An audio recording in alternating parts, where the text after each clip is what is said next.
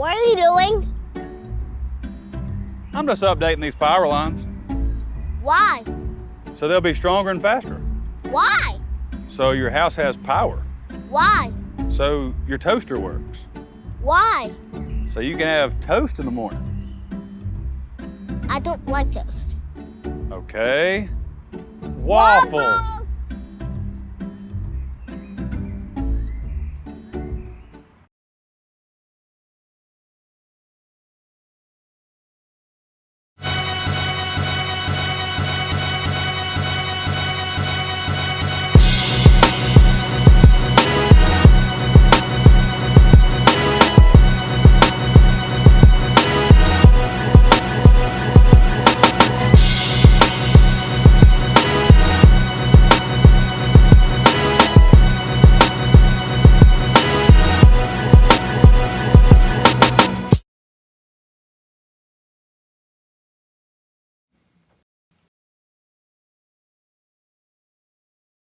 Tell me a joke.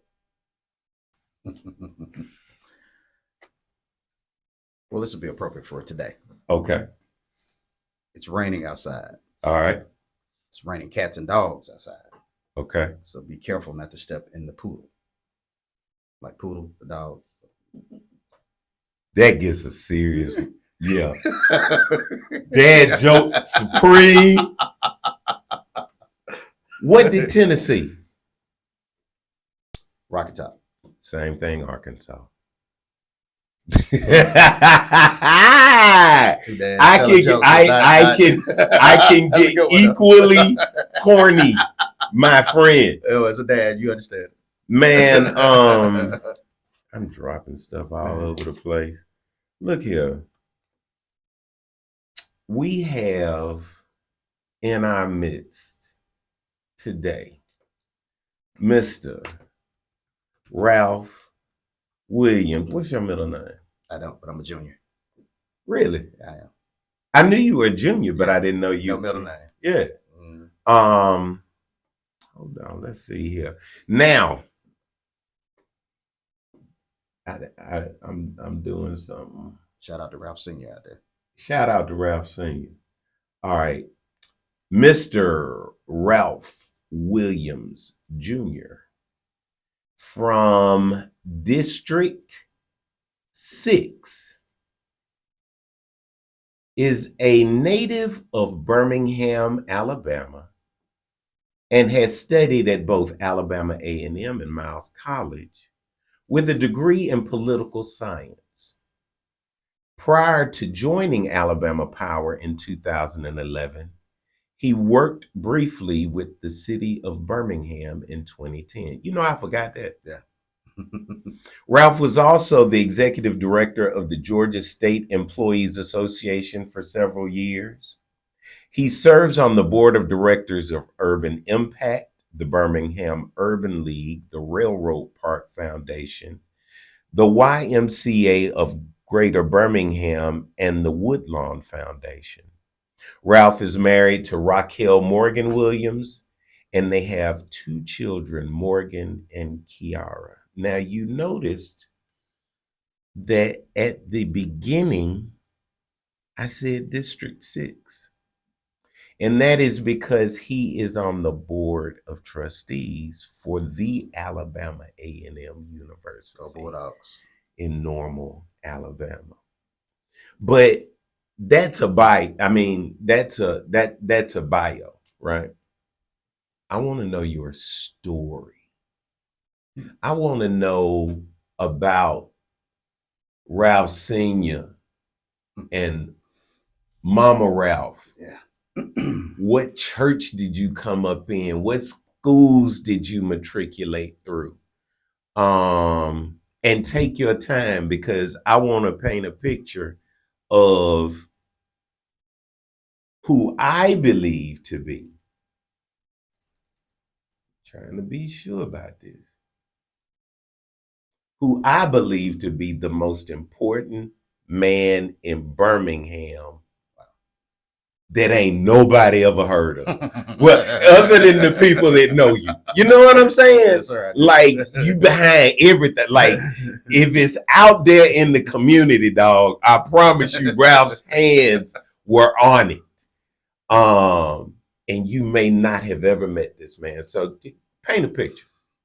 Man, well, thank you for that great introduction. So yeah, I'm a Birmingham kid, man. I grew up on the east side of Birmingham. Let me go back. Both of my parents are from the east side. My mom grew up in Woodlawn. My dad grew up in the Kingston community. They went to Hayes High School. And They not high school sweethearts. high school sweethearts. Oh, that's so cute. High school sweethearts. In fact, 54 years tomorrow of marriage. Happy anniversary. Yeah. Ralph Williams Sr. and Vonsil Williams are my parents, great parents. So I was born on the east side. Initially, we lived in Hillcrest. We lived in Woodlawn for a little while. I don't remember that, but then we moved to Hillcrest. And then subsequently, my parents moved to Irondale. I grew up most of my time on the east side of the county, but I started out, I went to Advent for a couple of years, ended up going to Irondale Junior High School, went to Shays Valley High School, and then graduated high school and went on to Alabama A&M to attend college. Now, were you in the band? Were you on the debate team? You know what I'm saying? What was your high school like, right? High school was great, man. I played basketball in high school. Yeah. Until I was injured. I was in a really bad car accident. It was really bad. I was in intensive care for 6 months. Wow, really? Yeah. I was. What happened? Was out on a date and was taking the young lady back home. Exited off of Arkadelphia, and as soon as I stopped at the first traffic light off of Arkadelphia, a car slammed into the back of my car and knocked me under an 18-wheeler, a gas truck that was going to the Shell gas station, actually. Oh, my word. But by the grace of God, there was an ambulance at the traffic light coming back this way. Wow. And so... so you got care immediately. Right away. Yeah. Was in intensive care for a while, for 6 months, actually. And then got out of the hospital, and it's, man, it's funny. I had not thought about this in so long. So you asked me what my high school was like. So for me, it's kind of like before the accident. Post-accident. Yeah. Before the accident, I was much like you, like our friends, our circle of friends. I mean, I was carefree. I had great parents, great family, just amazing. I had a wonderful childhood, but like many of us, I think I took a lot of things for granted until that accident. And I was actually on a ventilator for 5 of those 6 months. And so I did not know until after I was out of the accident and out of the hospital later that my entire family took turns sitting with me in the hospital. My grandparents were there, my aunts and uncles, my cousins. My parents eventually had to go back to work. So post-accident, I was so much more grateful for my family. I really had a really clear idea about the person I wanted to be. Not necessarily what I wanted to do, but I knew what kind of person I wanted to be. At that point. And I thank God every day for those moments, because I don't think I would have had the experiences, enjoyed the experiences, and appreciated them as much as I have. But for that tragedy in my family, because it impacted the entire family. Which I didn't know at the time. As a kid, you don't think about things like that. But my entire family came together, man, and helped my parents through that moment. I have a younger brother also. He was I think 12 at the time. 11 to 12, who still had to go to school every day. So somebody had to go on. So anyway, I am grateful for my family. My family is 8 generations just in Birmingham. We think We are at least 11 generations in Alabama. My grandparents. That's neat that you know that. Yeah. That's My a grandfather- blessing that yeah, you know that. Yeah, it was my grandfather, Lawrence Williams Sr., and his wife, Laureen Williams, are from Orville, Alabama.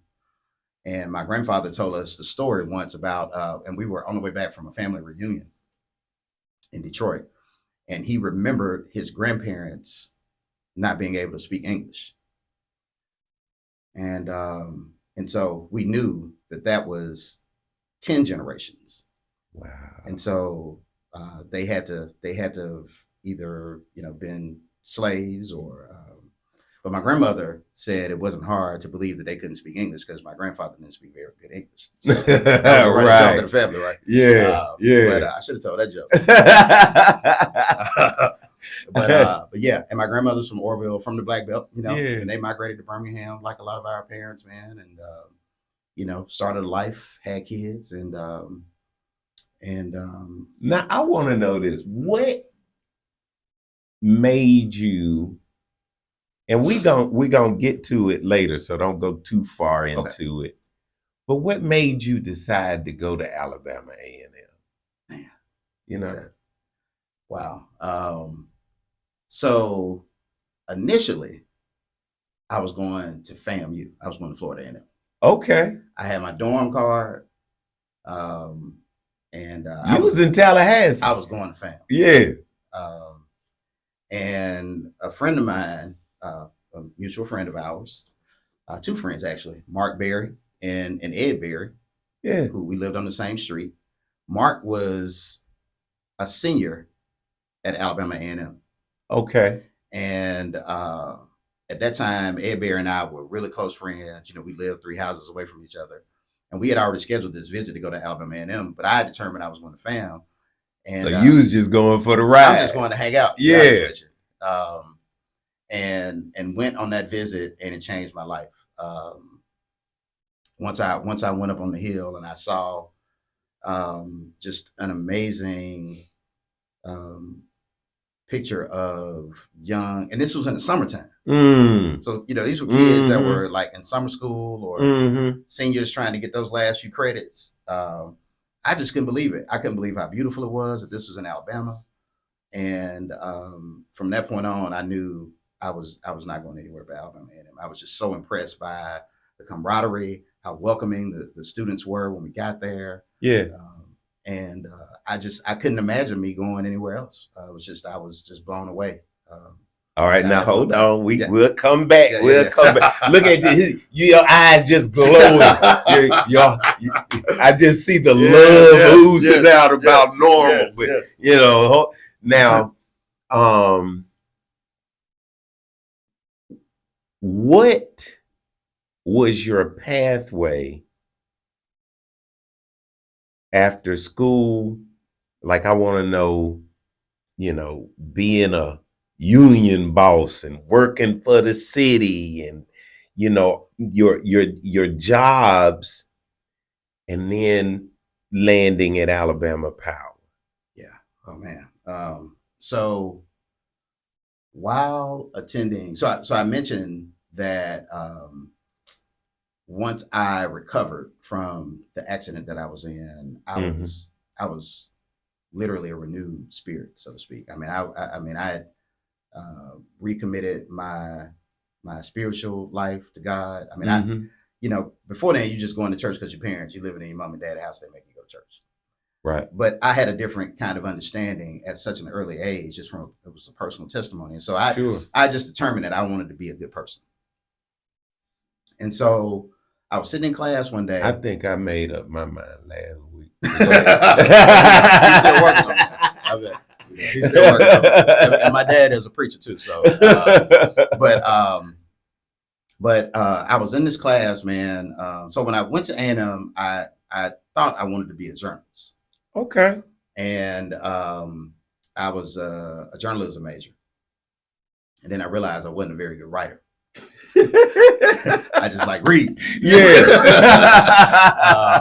And because I met some very, very talented writers, once you get on campus, it's all these talented kids, just from everywhere. and I knew I was not as advanced a writer as these kids were, these other scholars were. And I was in this class called Blacks in Politics. And when the first chapter had this picture of the March on Washington, and I can see it like it was like the book is right here in front of me today. The picture, I had never noticed this. I don't even know if I'd ever paid attention to the picture the way I did that day. Mhm. But I saw all of these people standing behind Dr. King when he was speaking. And there were all these signs that said SCLC, NAACP, United Auto Workers, Longshoremen, Eastern Stars. Hold your thought. A lot of people are used to that close. Yes. They don't get the full breadth Yes. of what was going on that Yes. day. But go ahead. I'm Yes. sorry. Yes. And so that's what happened. It was a wide shot. Yeah. And the first thing that came to mind was, man, who got all of these people to show up there? Mm. I don't know why I thought that. Mm. It was like a natural thing. I was like, man, that is unbelievable. Where do all these people come from? So I had all these questions about who, how, and So the organizational bug hit you. that's exactly what happened. Yeah. And from that moment on, I changed my major to political science. Uh-huh. And I just went on a journey to learn more about people of color and our plight in this country. Mm. Mhm. It was just like, I couldn't get enough. I couldn't consume enough information. I couldn't have enough conversations. And this one particular day, I saw back then, we weren't getting emails every day and text messages. Yeah. They used to have the bulletin board. Yeah. So you walk through the hallway. Yeah, that's how you got your flyer on the bulletin board yeah. with the little thumbtacks up there. And I saw this flyer that said African American Activist 3-Day. And I was like, activist for what? And then it was like, a bunch of flyers. So you take one. Yeah. When I started reading it, it was a flyer for an internship with the AFL-CIO. Mm. So I knew a little bit about the AFL-CIO at that time. I knew A. Philip Randolph had organized the first March on Washington, during the Second World War or post Second World War. I knew about Bayard Rustin, who is his, sort of apprentice or trusted. Did you check that movie out? I did. Yeah, I did. It's a great movie. Yeah. Bayard Rustin was one of my heroes. A. Philip Randolph and Bayard Rustin were two of my heroes. Yeah. And so all of these things started kind of clicking in my head. I knew that there was a union organizing strike when Dr. King was assassinated in Memphis. And so I had a lot of this sort of historical data points. And there was the AFL-CIO, the organization that was sort of in the middle of that. I want to be a good person. I've seen how I can change the world through organization. I'm following you. Yeah. So me and a close friend, John Hudson, who's a classmate of mine. Yeah. We still kind of had, because the 3-Day was in Atlanta. So we said, this might work out. Let's go hang out on Friday night. Yeah. And then we're gonna go to this training program on Saturday. Yeah. And we did, and it was another one of those moments, man. Man, this is crazy that you asked me this. Because so what happened, they had this training program, and so we showed up at the hotel, and you walk in the conference room, and you have an interview. And it was probably about 10 people around the table. And these were all African-American organizers and union reps, community action people from around the country. And so I was introducing myself, where I was from and all this. And this one brother said, "Oh, so you from Birmingham, huh?" And I said, "Yes, sir, I am." And his name was Reverend James Orange. And so Reverend James Orange is, he was a union leader, but he was one of the organizers of the Children's Crusade March here in Birmingham. Went to Parker High School. I knew the name. I couldn't. Yes. Was hired by Dr. King. He was the first field staffer organizer for the SCLC, and he sought me out, like grilled me in that interview. I mean, we went, it turned out to be a conversation with he and I, and he was asking me all these things about, I think he was trying to really find out about some Birmingham, you know, yeah, Birmingham cats do. So anyway, long story short, after we went through that interview, they selected me for one of the internships post-graduation. And he called me personally and said, "Hey, leader, I want you to show him what we made of." And I said, "Yes, sir." He said, "Now, when you get to DC, because the internship was in DC, so when you get there, call me. I want to introduce you to some folks. Make sure you get to the right people." When I got to DC, he introduced me to this gentleman. He called this guy and told him I was coming to see him. And I got, oh, by the way, the internship I had was with a union called AFSCME. That's the acronym. It's the American Federation of State, County, and Municipal Employees. That was the union that organized the Memphis sanitation workers. Okay. There was a young brother who I thought you went straight to SCIU. No. Okay. So the internship was with the AFL-CIO. Yeah. But you get assigned to a union. Gotcha. To work on a campaign. Gotcha. I got assigned, because I was a political science major, to a public sector union. They represented city, county, and state workers. I meet this brother, Bill Lucy, who was the lead organizer on the Memphis sanitation workers strike. Bill Lucy, yes.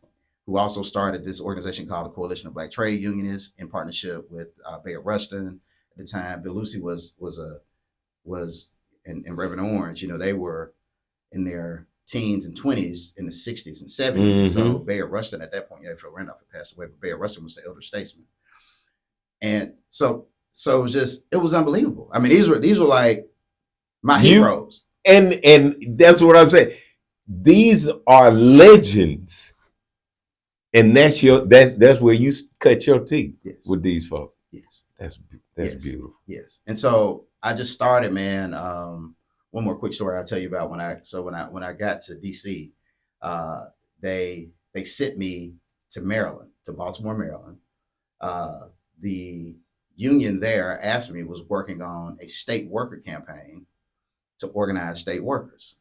And in order to do that, they had to elect a governor who had agreed to give public employees or state workers at that time collective bargaining rights, so they could organize a union, have a contract. The governor at that time was Paris Glendening. So we started in political organizing mode. We were organizing workers to go turn out to vote for Paris Glendening. He wins the election, signs an executive order to give state workers the right to collectively bargain. The union hires me to help organize, and me and 4 other people of color, to organize the demographic of Black workers. And so I got hired. So I was an intern. It was really more campaign mode. Right. They're using us to knock on doors. Yep. They win. So now they got to hire people. Yeah. So I get hired. First day on the job. This is no lie. I show up at the Baltimore City local union, because the local union was city and county workers in the tradition of the Memphis sanitation workers strike, because they didn't have state workers. I get out of taxi cab. I had a suitcase.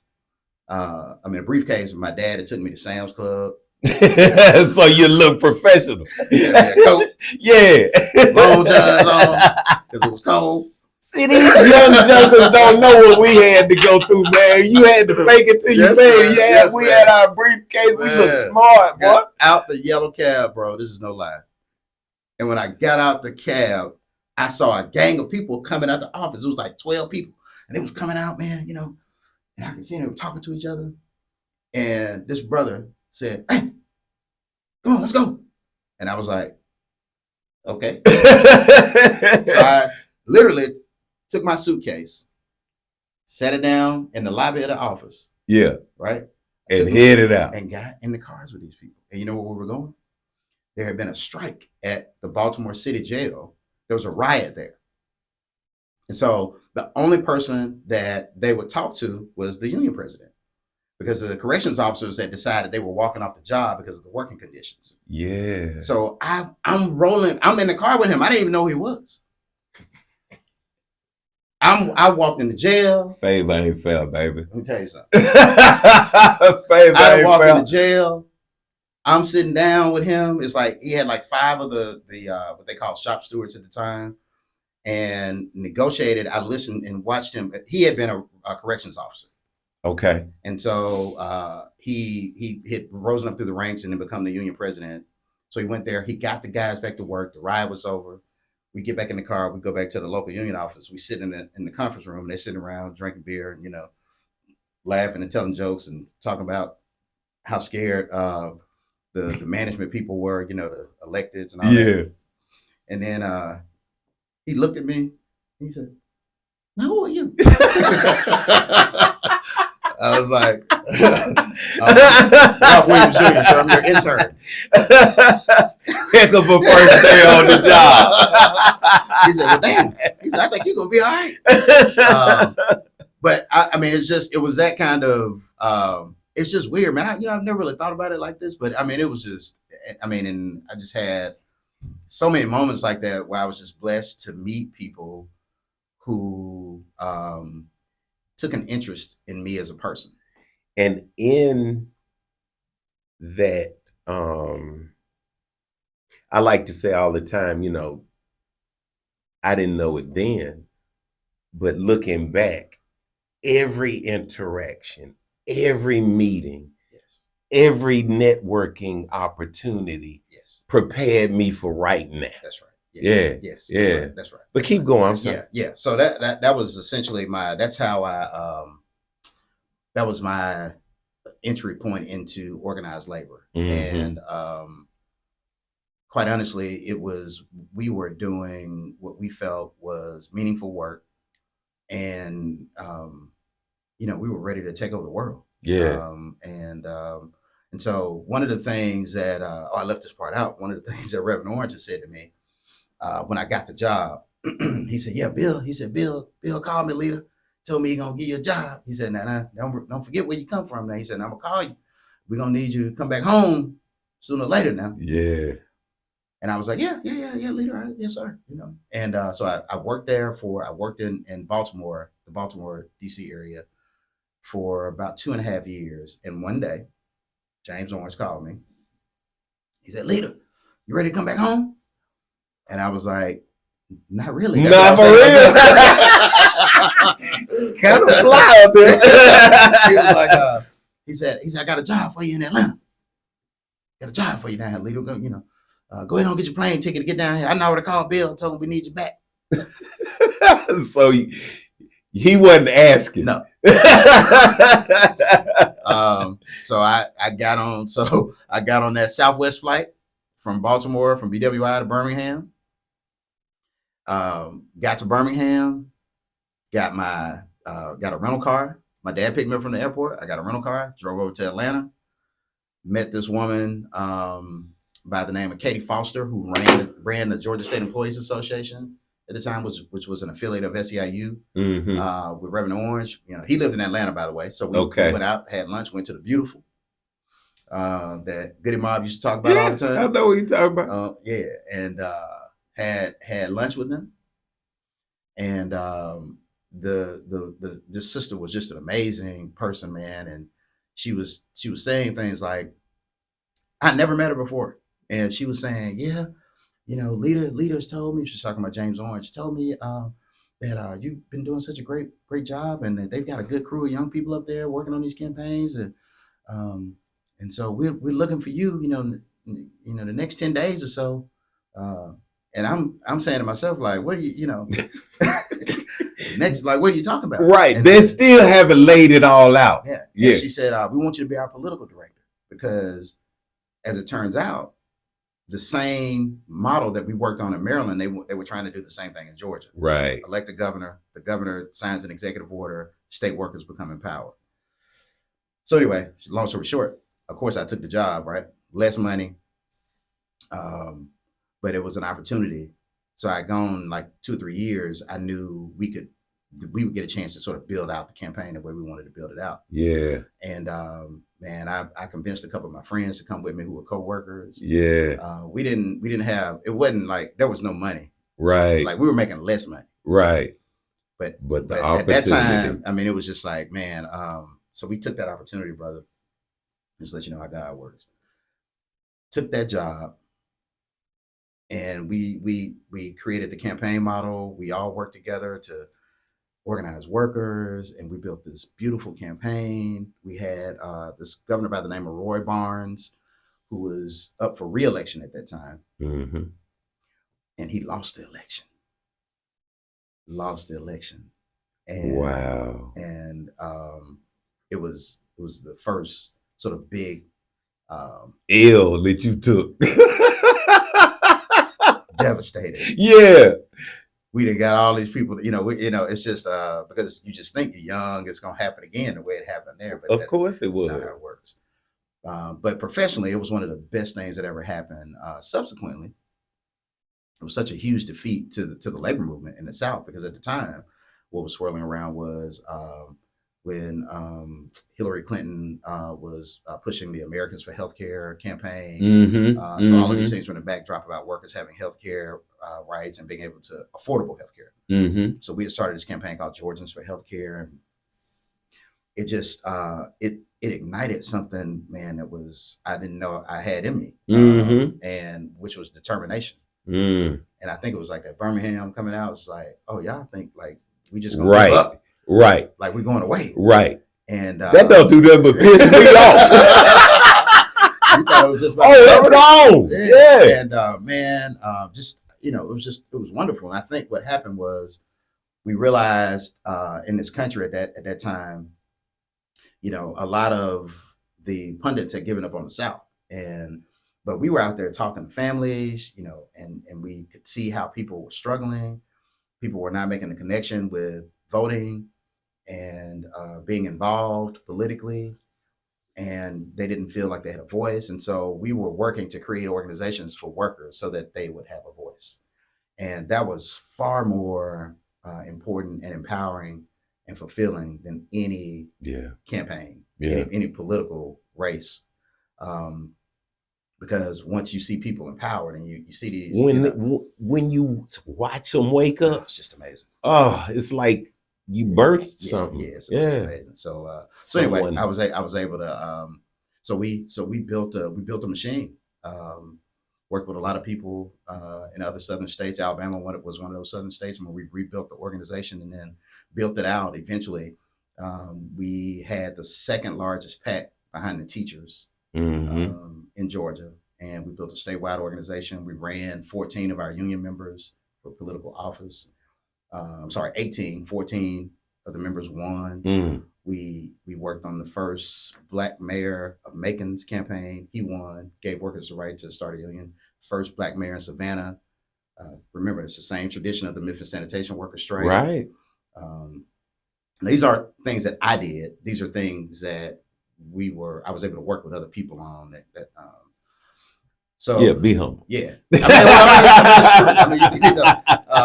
But I'm saying, just going back to that moment when I saw that picture, Yeah.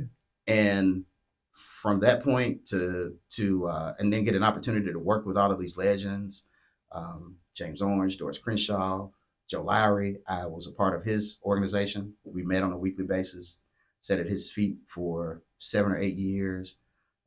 Anything that was happening in the progressive movement, we were working and learning. We didn't know we were learning at the time, but we were just happy to sort of be in the room. I was really the driver, to be honest with you. Yeah. For a lot of those years. Yeah.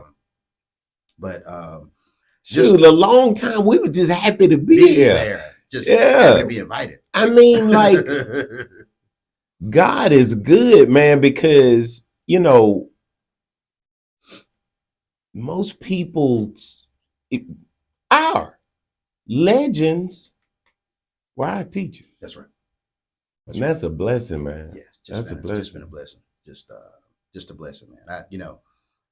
Having I've just been fortunate in my life to have people who were interested in me as a person, as I said, but that just becomes, once you receive so much, it just becomes intoxicating. And you just want to pay it forward to other people. And so I've tried to do that in my life as well. Because I've, started off with just great parents. My parents are just fantastic people. But then I've been blessed in my life to have really good mentors as well. You've also been blessed in one other aspect of your life. Tell us how you met your wife. Oh, wow. Yes, sir. Yes, sir. I met my wife at Alabama Power Company. So let me rewind a little bit. So I worked and lived in Atlanta for 12 years or so, I think. And the progressive movement was going through this whole shift from the Southeast and Black workers to brown workers and the undocumented workers. And we had made the determination that we needed to sort of bring those two communities together. And I was really burnt out at that time. I mean, been in the, doing the work for a long time. And so I just decided I was going to, and then we were moving to headquarters because we were also part of a national union, SEIU.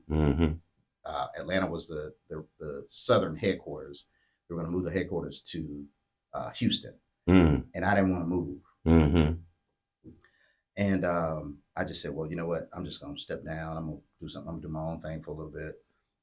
And that's what I did. I, did some consulting work for a little bit. I was a lobbyist for a little bit in Georgia, a registered lobbyist, and just doing enough to kind of pay the bills, kind of decompress and reprogram, figure out, the next chapter. And one of our close friends, I got a call from one of our close friends, Jay Robeson, who called and said he was running for office. And I was like, man, well, that, kind of makes sense. Yeah. Yeah. I could see that. Good little transition. Yeah. I could see that. And so he asked if I would just come to his house one Sunday just to kind of talk through the campaign. We did that and ended up, volunteering on his campaign and worked with him on his campaign. He won. That was a fantastic time for, to see a friend ascend politically and be able to help.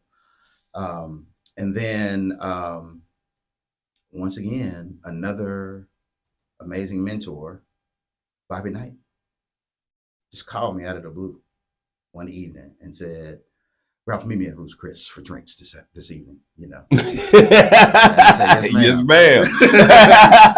Say less.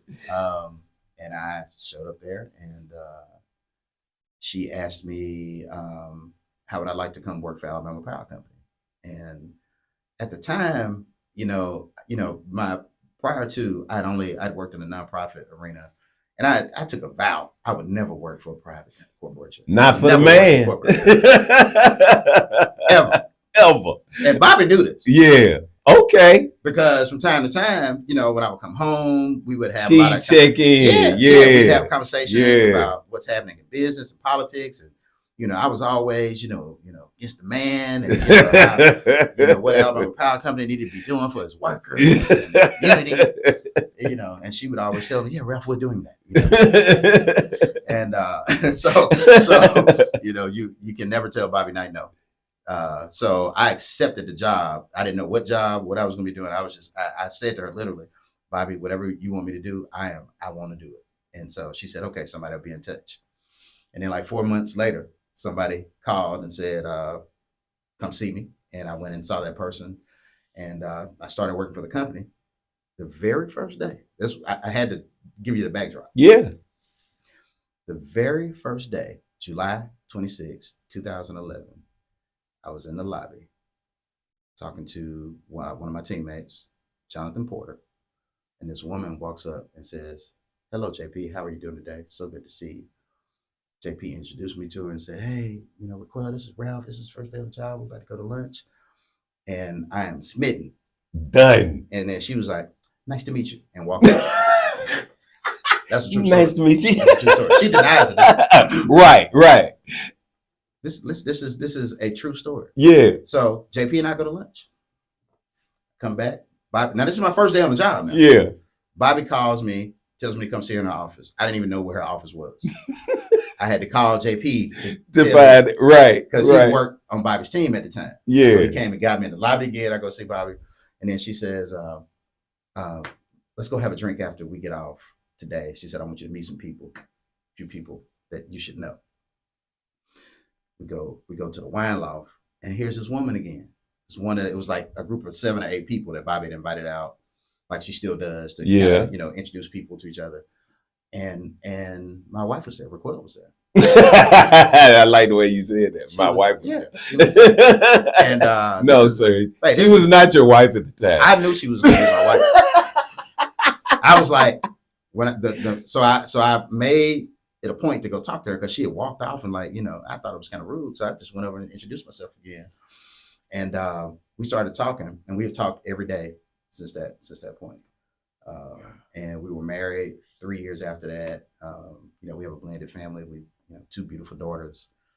So I went from being a bachelor, you know, and my daughter was really, really young. Our youngest girl was young, man. And then we blended our families, man. And it's just been one of the best things that's ever happened to me in my life. I don't know what I did to deserve it, but I am receiving it. And it's just been a fantastic journey, man.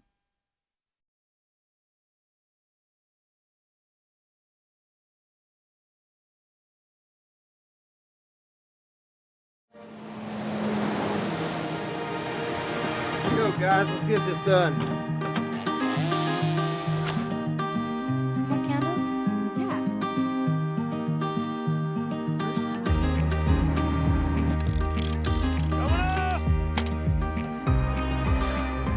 We put everything we have into our jobs Thanks, Daddy. because this is our home too.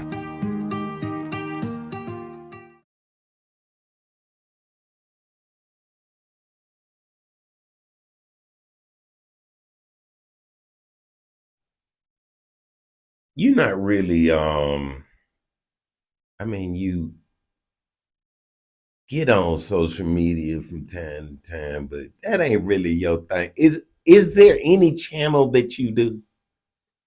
TikTok. You do It's my TikTok. platform. Yeah. I'm You a don't troller. I'm a post. troller on TikTok. Okay. I- 'Cause I was Yeah. just trying to send some Yeah. people to your social media. It'd be futile. But dude, don't you love TikTok? I do. I do. I do. I I do. love. Yeah. I don't watch TV. I don't either. I don't. I be on that TikTok, I'm boy. on TikTok, man. I'm on TikTok all the time. All the time. What is you know what? I usually ask people about their favorite charity, but I would rather point today. Tell us a few of the things that the Alabama Power Foundation are doing, including what they're doing with HBCUs and that commitment. Yeah. So the Alabama Power Foundation is the company's charitable arm. There's no connection there, but the foundation operates on its own. It's got a board and an officer that runs it separately from the corporation. The foundation spends a lot of time. Say it may be small to some, but say that again. Yeah. Because a lot of people think it's the same thing, and that's a very distinct differentiation you just. Yeah. So the foundation is a separate entity. It has its own board. It has an officer that's responsible to run it. It's separate from the corporation. It cannot provide any benefit for the corporation, so it operates as a separate entity. And it's got a mission of its own. It has a service organization that's associated with it, where a lot of our retirees end up becoming volunteers, and they do things, work on community service projects. The foundation also gives out a lot of grants, neighborhood grants for gateway signs into neighborhoods. They spend a lot of time fighting poverty, working with organizations that are trying to help families make the ends meet, mentoring organizations that are in underserved communities, helping provide those ancillary programs that families can't afford a lot of the time. So they're supporting other nonprofits in an unbelievable way. The work. Who's the CEO? Who's the president? Stacey Brooks. That's right. Yeah. Got to get Stacey on here. Yeah, Stacey's fantastic. She is. Yeah, But grew up- Finish. I'm sorry. Yeah. So Stacy runs the foundation, and the foundation does anything that a traditional foundation would do Mhm. and more. I think that's what separates our foundation is it's so embedded in the community of Alabama that it just could not exist without the partners, the other nonprofit partners. And so we're proud to have our foundation and the members that I serve on the board do a fantastic job. And that 1.5 million this year. Yes, sir. 1.5 million to HBCUs again in 2024 is committed. What's unique is our annual investment to HBCUs, just HBCUs in Alabama, is well over $2 million. We have historically Black community colleges as well. Mm-hmm. We have a robust apprenticeship program that's embedded in the community college system in Alabama. We have a training facility at Bishop State and Trenton. The work we do investing in these community colleges and historically Black colleges and university is unprecedented. And so it's one of those things where it makes me proud to serve our customers and also serve these HBCUs because I'm an HBCU graduate. My family is HBCU alum. Some of my coworkers are alums of HBCUs, and so to know that our corporation and our foundation makes these investments, and also Southern Company makes a huge investment into HBCUs. It's just I think we've created a template for what being a good corporate steward means in the 21st century. And so we're working every day to continue to increase that investment, find ways to partner with these HBCUs. It starts with relationships, and you grow those relationships. And we've had people like Ivor Williams Jr., Bobby Knight, Robert Holmes, that have come before a lot of us who just sort of laid that foundation. And we're just building off of that foundation. Well, if you don't answer one of these questions, you're going to make a donation to your favorite HBCU. But they're easy. They're easy. Yes, sir. Let's start out with the easy stuff. Alabama A&M or Alabama State? Really not. You want me to sing the alma mater of Alabama University? I just want to hear you go Alabama good. And I do love Alabama State University too. Shout out to Quinn Ross and Kevin Rowe and all my partners at Alabama State University. Miles College or Tuskegee? Miles all day long. But I love TU. Love them. But there are certain times. Miles College. Bama or Auburn? Roll Tide. I may have to make a donation here. You don't want to fool with that one. Daughter graduated from Auburn. I'm indifferent, really. I root for either one of the schools that has a chance to win a national championship, whether it be basketball, football, football. So I love them both. Yeah, you can leave now. Railroad Park or Botanical Gardens? Railroad Park. Probably Kelly Ingram Park. But I love Railroad Park. Protective Stadium or Legacy Arena? Legacy Arena. Okay. Birmingham Zoo or McWane Science Center? Birmingham Zoo. Sloss Furnace or Vulcan Park? Vulcan Park. Biggie or Tupac? Biggie. Michael Jackson or Prince? That's a tough one. Prince. All right. Civil Rights Institute or Negro League Museum? Civil Rights Institute. I'm missing something. Oh, Birmingham Stallions or Birmingham Legion? Birmingham Stallions. Birmingham Squadron or Birmingham Barons? Squadron. Okay. I'm a basketball person too. Okay. Okay. Hold on. I had one more. Oh. iPhone or Android? iPhone. What are we talking about? What's your favorite pair of J's? Favorite pair of J's? You know, I'm not a big. I got a great story about Jordans, but the first ones. Okay. Yeah. What's your story about the J's? Okay. So I have a younger brother. He's 7 years younger than me. Mm-hmm. This is funny in a lot of different ways. So the first pair of Jordans I bought them with my own money from my little part-time job I had. So I was so proud of those. Yes. So back in the day, you had to come home, take your clothes off if you want to go outside. You got to take your school clothes off and go outside. Put your play clothes on.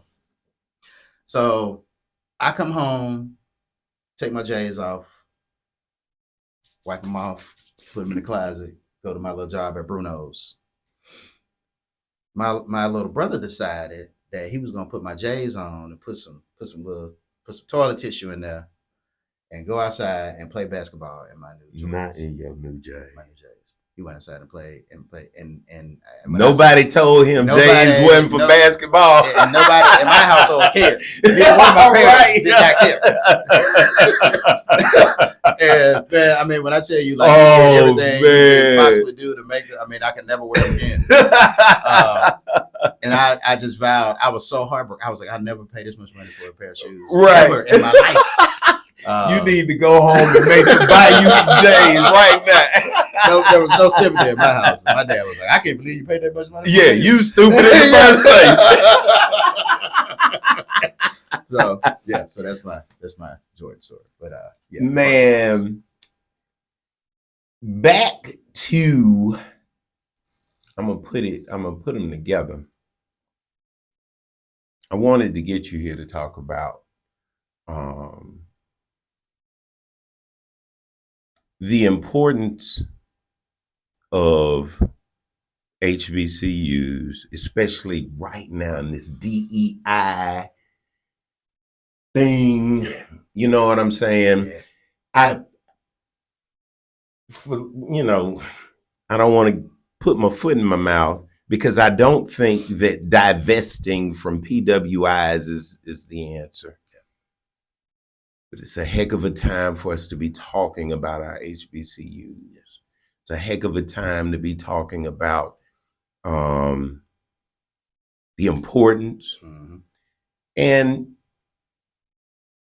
I would love for you to talk about that in the context of sitting on the board of your beloved Alabama A&M University. Yeah. Man, and thank you for even bringing that topic up. There's a guy by the name of David Cooper Ryder who is known as the father of data analytics, and he's known as the person who was the first one to kind of make data make sense to people like us. Okay. Complicated data problems, Mm-hmm. and then kind of put it in layman's terms. Mm-hmm. He has this quote that I've adopted, and the quote is, "We are only as great as the questions we're willing to ask."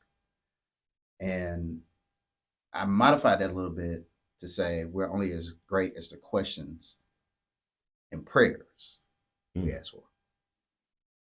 HBCUs represent that hope and promise and the prayers of our ancestors.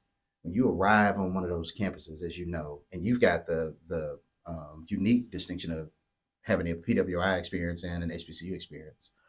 But as you know, the moment when we talked about my first days at Alabama A&M University, I mean, I had never seen that many Black people from all over the world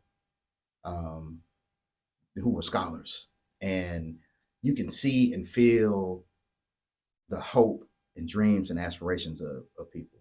Mm-hmm. And you sometimes see them carrying their families with them. And I'm not saying that students at PWIs don't experience the same thing because we know they do. Sure. But there's just something spiritual about being on an HBCU campus and understanding the scholars that came before you and the awesome responsibility and privilege that you have to be on that campus. And so I've oftentimes have to be careful about this because I get a little cynical about things like this. And, you know, you start to say, yeah, well, everybody should just go to an HBCU. Right. Don't worry about that. That's what I wanted to say, but you know, right. All that athletic talent, You know, all that Come on educational over here. scholarship, That's right. all That's of that that's right. That's at right. A&M, That's right. State, That's right. Miles, Tuskegee, That's right. Talladega. But I That's right. digress. I Yeah. digress. Yeah. Well, you know, you could build a super conference of, you know, with HBCUs if some of that talent. One of my good friends, Kerry Stevenson, who's an Alabama man and Bulldog, and from the East Side, has said we need a super conference. The SWAC should be a super conference. But at any rate, you know, I do think that what has been interesting to me, I've always expect things like this to happen because I've experienced what the beauty on the other side of it. When I thought George W. Bush was the worst president this country had ever had and would ever have. And it couldn't get no worse. It That's wouldn't- what you it thought. ain't gonna get no worse. It surely Like, if we don't couldn't get him out of no office, the world is doomed. worse. Right. Now we miss him. But we would not have had Obama if we had not had Bush. We would have not been inspired to work as hard for President Obama to have difficult conversations with each other if it had not been for George W. Bush. And But to this point, we wouldn't have Trump if it wasn't for Obama. that is correct. Like you said, you and I, we expect the bullshit. That is correct.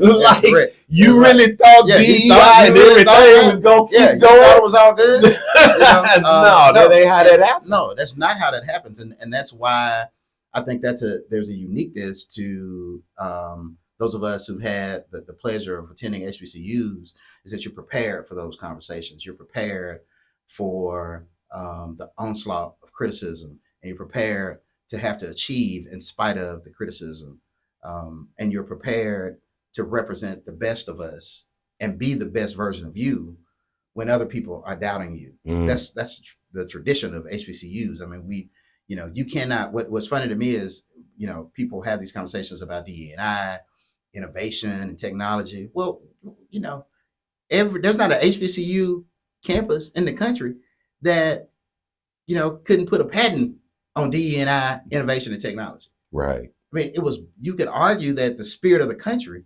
lives and breathes in its truest form on HBCU campuses. And I believe that with my heart. What's been interesting to me recently is the silence of so many good people, as Dr. King said. It's the silence of our friends. Yeah. And that's why I wanted to thank you for even bringing it up because it's almost like a lot of us don't even want to talk about it. Well, and I'm not giving no buy cards by any means, but it's hard to talk about. Yeah, it's so hurtful. Yeah, that let's get personal. Yeah, I make no bones about how much I love me some Mimo. Yeah, but I'm pissed off with my governor right now. Yeah, you know what I mean. Mm-hmm. Mm-hmm. But now, does this take away from all the good that she's done? In my opinion, no.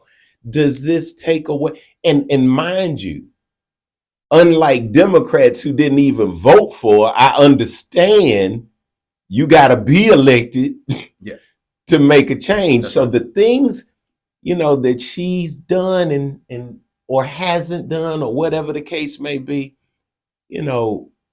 let's remember the party and who got her elected. So I try to give grace at times, but right now I'm upset about it. And to your point, a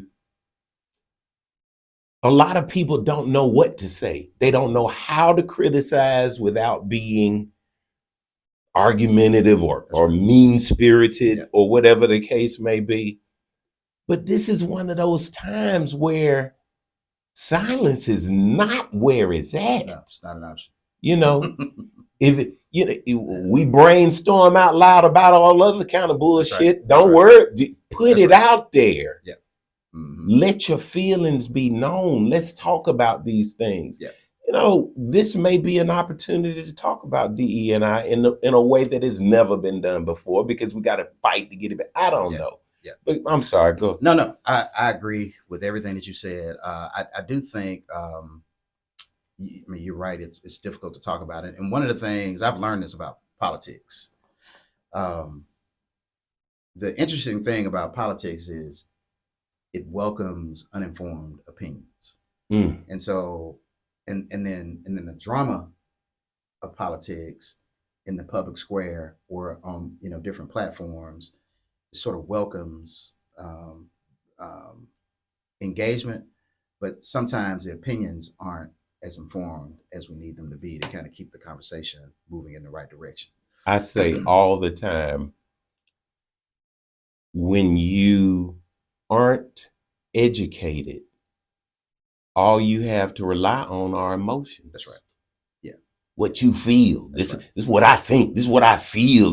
That's right. But it's not based off of not just. I have arguments with people. I'll say it a different way. I avoid arguments with people because some things aren't as simple. Mhm. You got to understand Yeah.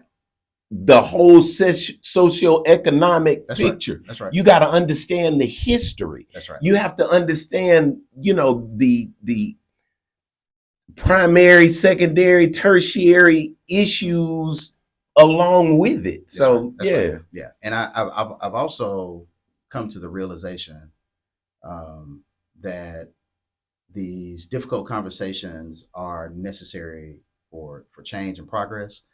But what's more important is you've got to be committed to the process of, as you said, if you're not elected, you're not at the table. So you got to get in the game in order to have the conversations.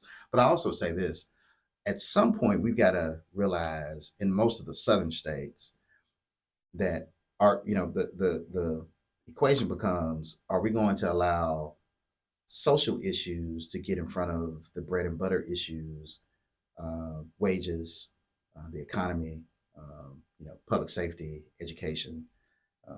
To me, I would much rather see us be really progressive and aggressive with a really strong business agenda to recruit industry to the state.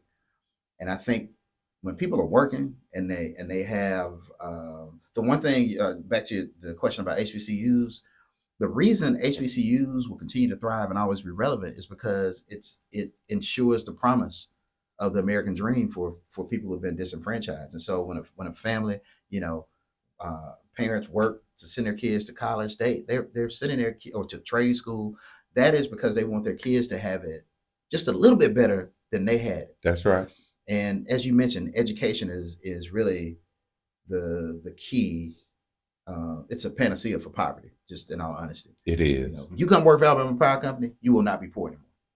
Poverty is over with. You go work for UPS, your family, you're done with poverty. You go work for AT&T or any major corporation, or you become a welder, you will, you get a skilled trade, Mm-hmm. get a good union job. You're not going to be poor anymore. That's right.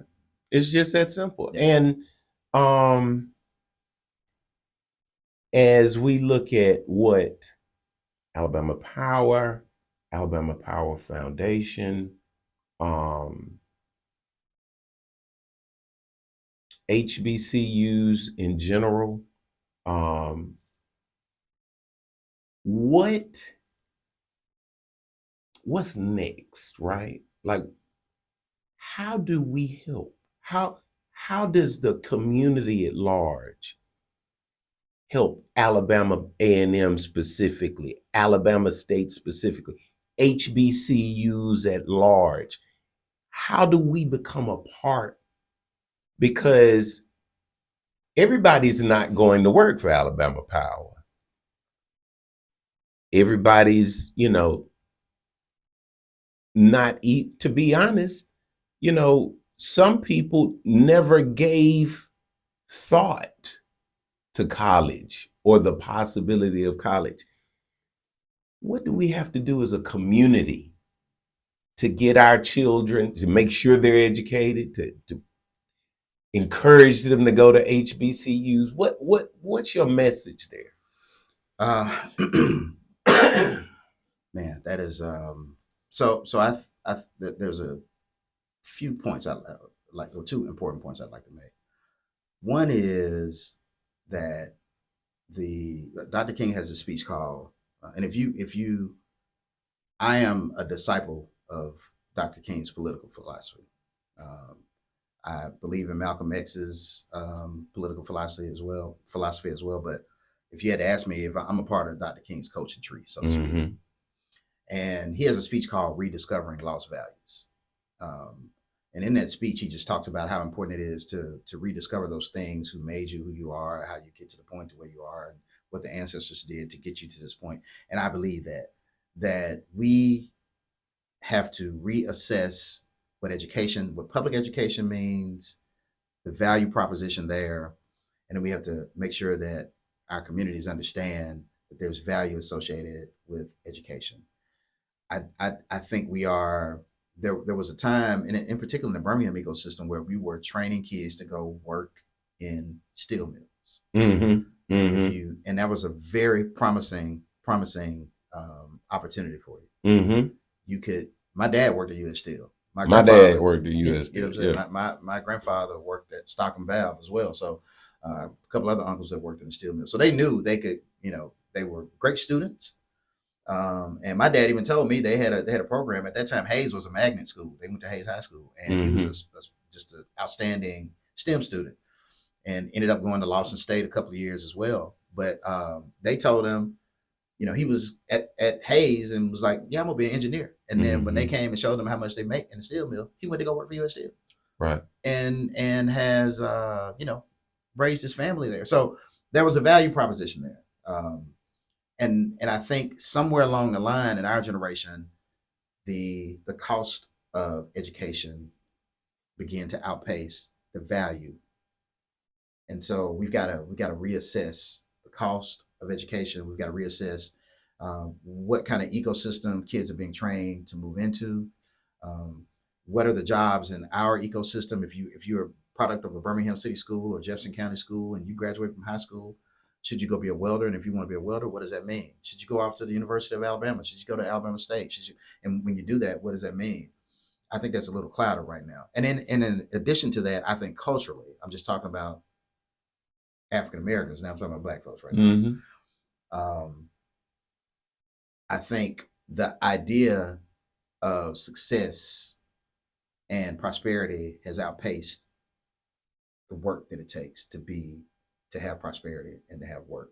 And I also think that we can never forget that there is a spiritual connection to anything that you want in life. I mean, it doesn't mean that you have to believe what I believe, but we have to understand that we, as Dr. King said again, we're all cosmic companions.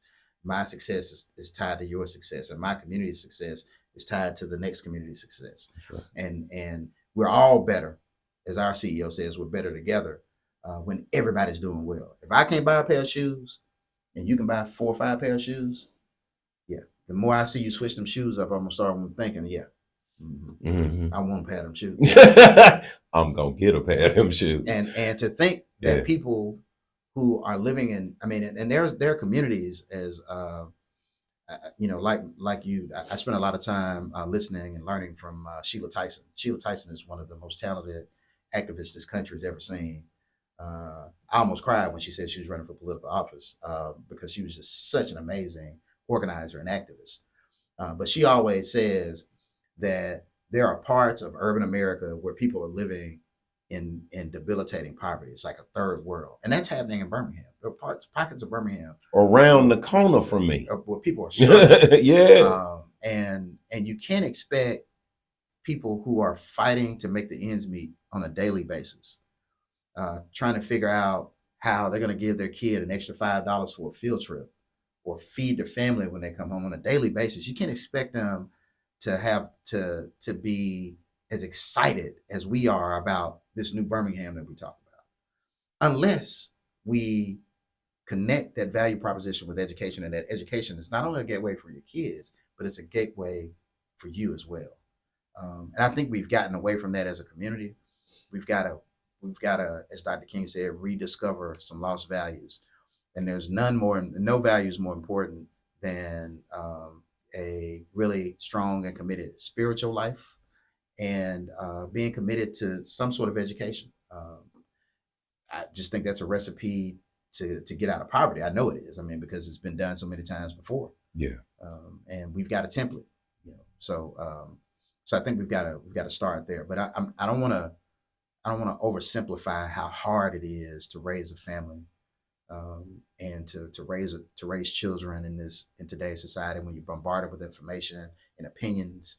I'm not oversimplifying that. I'm just stating that I think we're all connected in that struggle. And the closer we stay as a community, I think the more we'll figure out, and the more we can remind each other that we're not the first to go through some of these problems, but we can overcome them together. Yeah. There is absolutely no way I can let you hear without asking you about the Magic City class. I know it's March, but give us some insight. Tell us something. Tell us something. You know something that don't nobody know. Tell us something. It's gonna be magical. It's gonna be magical. I will say this, man. What is? Like you. We grew up. I don't ever remember. The classic is just something different for us. But a few years ago, we worked with some folks locally to do this short little feature on the classic, and they captured this in a way that I never thought about, and that is that the magic in the classic is in the people. Mm-hmm. That the schools are very appreciative recipients, but the magic in the classic is in the people of Birmingham. There would not be a classic. I don't care how many tickets we sell. I don't care how many parties happen. Okay. But if the people of Birmingham don't embrace this classic, there's no magic in it. And the magic in the classic is represented in the legacy of the people of Birmingham. The schools are the beneficiaries of the ecosystem of leaders that have matriculated through those two campuses that come back here. Think about the universe of teachers. It is amazing when you think about the number of teachers and band directors and coaches, and counselors that have gone to those two schools. And I will stand by that. The magic in the classic is in the people. Amen to that. You got any shout outs for us, man? Man, shout out to the whole East Side. Gotta shout out the kids, man. The kids want to hear their names, man. Yeah, Morgan and Kiera, and by way of Dallas and Atlanta, I love y'all. To my family, the Williams family, and the Johnson and Creighton family on my mom's side. Just everybody, all my friends and family in Birmingham. This is a wonderful city.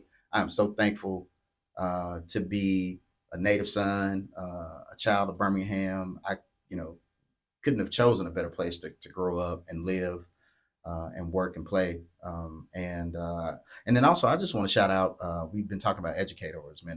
They get beat up so much. I just want to shout out the educators in the city of Birmingham for the work that they do on a day-to-day basis. All the city workers who keep our city clean. We got a clean, safe city. Despite what you hear and see on the news, sometimes they only highlight these bad things. There's so many good things going on. Mm-hmm. And then I also like to shout out the brothers of Omega Psi Phi fraternity. Root to the good brothers. I want to thank most of the people that come here are my friends. But you, my friend, I like this. Y'all, this like for real one of my best friends, like who I talk to all the time. I love you. It has Love you too, taken brother. forever to get you here. I thank you for your support. And just your friendship means the world to me, man. It's mutual, brother. Let me shout you out too, man. Like you said, we've been friends for a long, long time. And to watch you continue to grow your platform, and you're always figuring out and thinking about other people, how to help other people, and using your platform to inform people. I just want to thank you for the work that you do for us, not only for our friend circle, but for our city, for our state. I mean, you are a beacon of hope, I think, for us to have intelligent conversations about some of the pressing issues that are happening in and around the community. And nobody's more qualified than you. Great family. We love your family, and we love you too, brother. Thank you. Happy 80th birthday to my dad. He Happy turned birthday. 80. He turned 80 on Sunday. Want to thank you for coming, man. I want to thank you all for listening and watching. And as always, a huge shout out to Creed 63 and urbanham.com. God bless.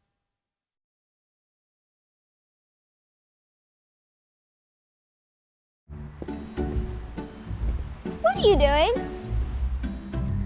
Just cutting back some trees Why? so limbs don't fall on the power lines. Why? So people have power when they need it. Why? To keep the internet on? Oh, that's a big one. Yeah. Okay, bye. Okay.